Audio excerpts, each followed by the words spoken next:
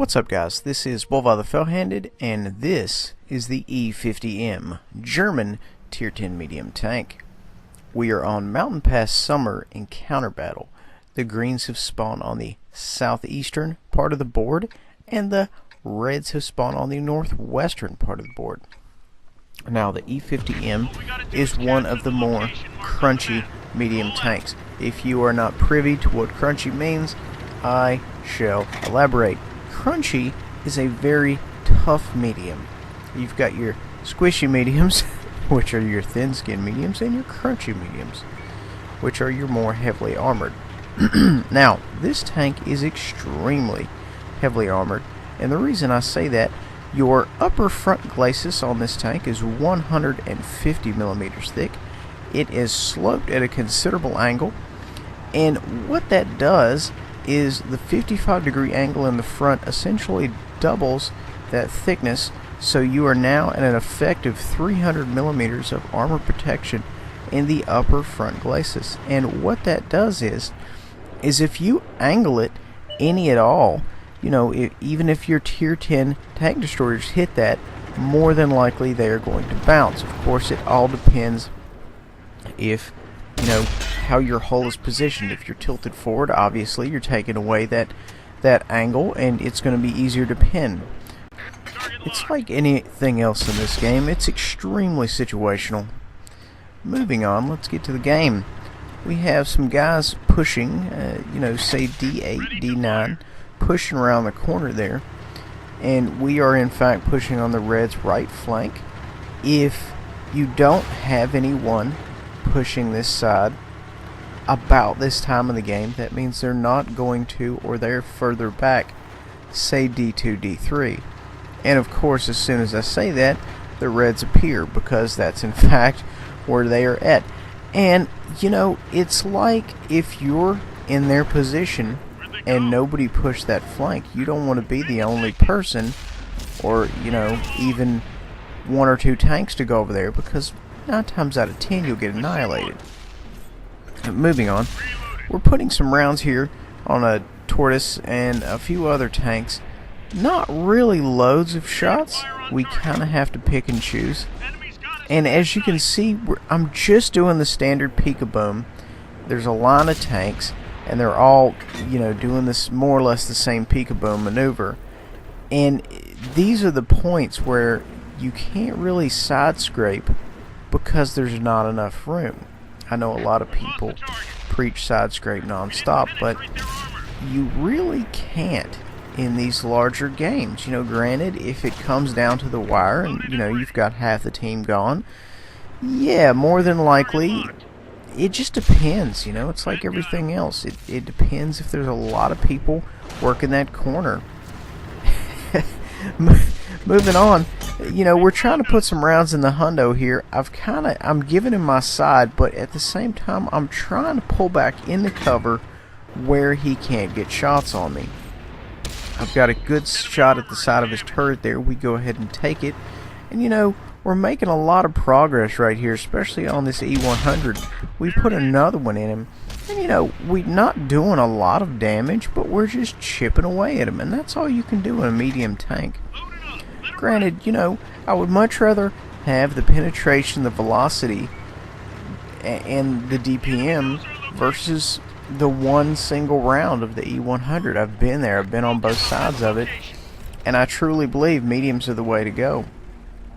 So we take a round right there, and it hits our tracks. And guys, if you're side scraping and you keep getting tracked, you're doing it right. Alright, I know a lot of guys say, oh, well, I shouldn't take damage at all. Right, but your tracks and your sides exposed.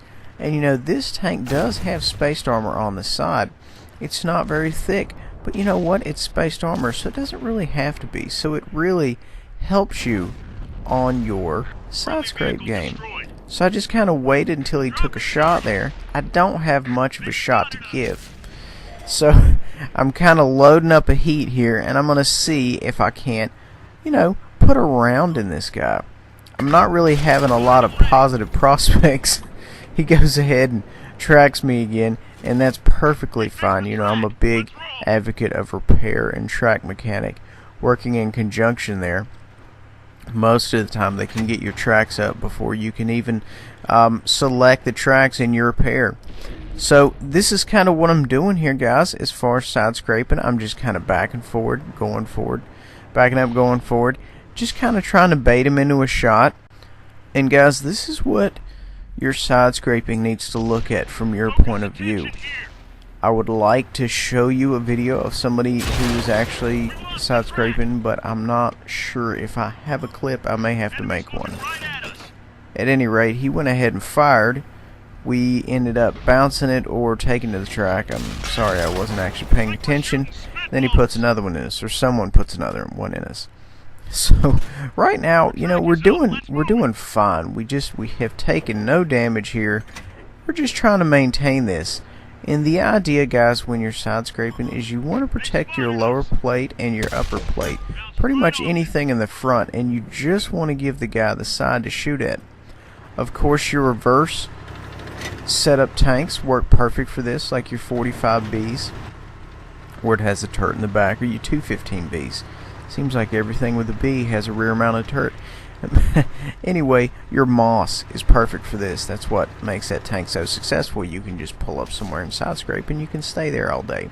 Of course, until the Tier 10 TDs pull up. Anyway, this guy is in trouble, as he is completely surrounded. He just fired. A bunch of the boys are moving in on him.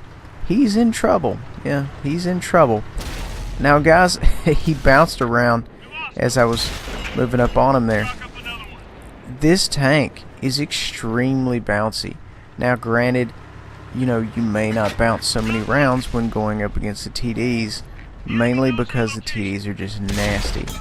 Now, you'll see that I shot the IS-7. If you ever want to shoot the IS-7, guys, you want to shoot right below the flat part on the side of his armor. I know you're saying, you know, the flat part is where you want to shoot it. Well, true, but in this case, the side armor of the IS-7 is actually spaced angled armor. The actual armor behind that is 45 degrees, and you've got 45 degrees of spaced armor. So that's why I'm saying that. So we have a lone guy down here, posted up at the cap. We also it looks like a prot down there, and we're putting rounds on both. We're doing very well here. We're not really letting them get a moment to rest. We're in a very strong position as a platoon, and we're just keeping constant pressure. We're keeping them constantly looking like, okay, where's the attack going to come from next? And that's the way to do it. So I took a round there as I go in, and you know, that's fine. There's only 3 tanks left. Now would be the perfect time to take some damage, and we still have an enormous health pool to continue this game with. It looks like the remainder of the Reds here are posted up on the hill, actually where we spawned in at. So now that is a very good spot for a last stand. It's where you're going to see a lot of people go when, you know, they want to try to hold off the rest of the team. For my last stand, I am in favor of H0. You just go up the side of the hill there, and you stay on the side of the hill, and they're either going to kill half their team trying to get to you, or they're just going to try to land on you. Either way, it's all set for fun. You have to go up that hill a certain way, or you can't actually make it up there. So, you know, if the time is running out on the clock, then you've got an easy way to kind of make it extend, if you will. So we have 2 tank destroyers left, and we've done pretty good so far in this game. We've got 11 pins, and you know, we want to try to get up here and make it 12, or however many. Looks like we have 1 down on the ground there, and 1 is still remaining on top. So we're going to try to see if we just can't put some shots in. We go ahead and get 1 in on him, and he's just slowly starting to turn. Now, granted, I was going to say, this is not a good position for me to be in, because I more or less just took it right in the face. He probably most likely put a round directly in my lower plate. I don't think he went through my upper, and I don't think he hit my turret. And guys, that's the weakness, of course, of any tank when you're going up a hill. Watch out for that lower plate. So, looks like we have a Yag here. We're going to go ahead and pull behind him. Now guys, this E50M does have incredibly high penetration for a medium tank, 268 millimeters of armor penetration, so you can make shots with this tank you can't typically make with your other mediums because of its high penetration. Just a little FYI there for you. We had a good game, 5,656 damage, 1870 blocked. Guys, please remember to like, subscribe, and share. We'll see you next time.